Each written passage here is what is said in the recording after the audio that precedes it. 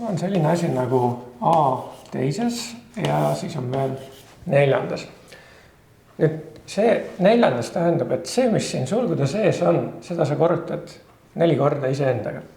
Ehk siis A teises korda A teises korda A teises korda A teises. Et see 4 näitab, et neid tegureid siin on 4.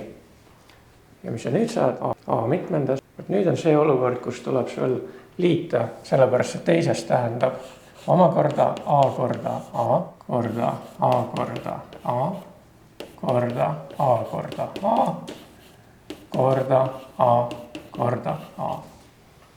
Mitu A-d kokku on? Nii, 2 + 2 + 2 + 2 ehk 2 korda 4. Astme astendamisel astendajad korrutatakse.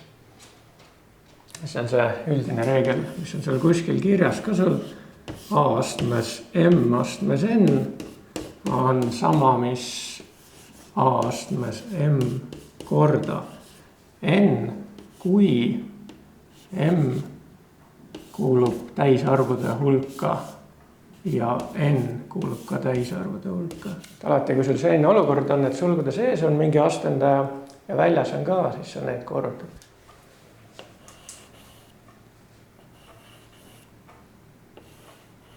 Jumal tänatud, see lõppes. Yes!